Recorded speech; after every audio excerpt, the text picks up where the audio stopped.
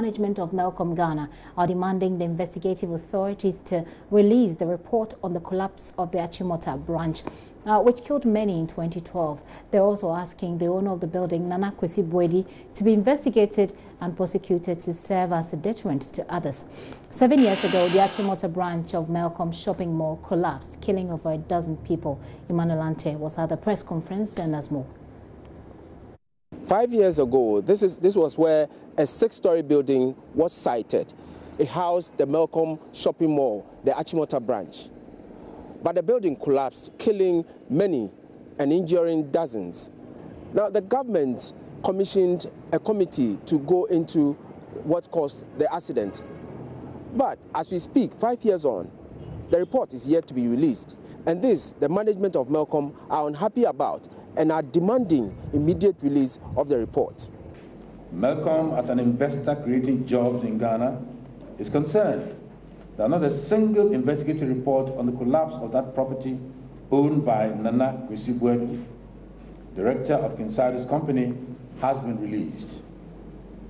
We call upon all agencies who conducted investigations to release such reports that hopefully will address the following concerns. 1. Was the construction covered by a building permit by the relevant state agency? Number 2, was soil test conducted before such a huge 6-story building was put up? Question number 3, was a qualified structural engineer contracted for the project?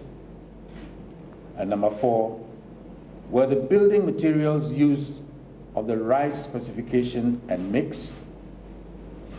If the investigative reports answer no to any or all of those questions, then the obvious cause of the sudden collapse of the building was improper, shoddy, and haphazard construction without permit, supervision, and technical expertise. We call on all state agencies that have something to do in the matter of the collapse of the building that housed the old Melcom shop in Achimota, owned by Nana Kwesi Boedi, director of Kinside's company Limited Accra, to dust their files, fast-track their processes and procedures to bring justice to bear and finality to the case. If the regulatory arm do not take such matters seriously, then we should not be surprised if such huge levels of negligence cause further avoidable loss of life and property in Ghana. Melcom demands action. 5 years of waiting is more than enough. They are also demanding that the owner of the building should be brought to book immediately. It is very disappointing that in the face of these obvious failures, the owner of the structure that collapsed, causing death, injury, and loss of business has not been brought to book under the laws of Ghana. Melcom, as an investor, operates within the laws of this country, and we expect that the same law should protect our investment as security and incentive for growing our business for the larger benefit of the economy of Ghana. 5 years is obviously too long for any business house or entity which suffers such huge losses in human and material resources to look on helplessly while the inaction of state agencies allows the culprit freedom without any penalty to serve as a deterrent.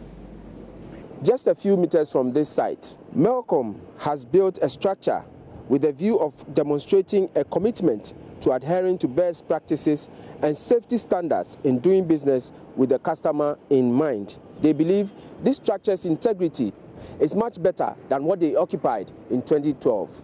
Emmanuel Ante, JoyNews, Accra.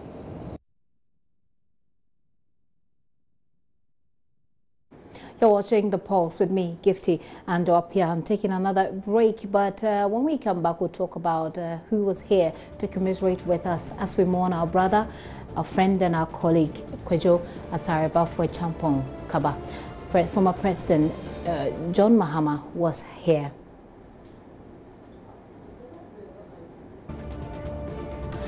We've got the video for you now about Corruption Watch.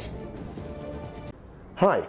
My name is Kojo Yankson, and I want to tell you about a corruption case that is quietly slipping under the radar. In January 2015, the Central Medical stores burnt down. About a year later, in January 2016, an investigation revealed that 12 people conspired to burn down these stores just to cover up the embezzlement of $3 million in an overpriced contract. 350 million cedis worth of drugs were burnt down in that fire. Drugs that we received mainly from our donors in the UK and the US. That's 350 million.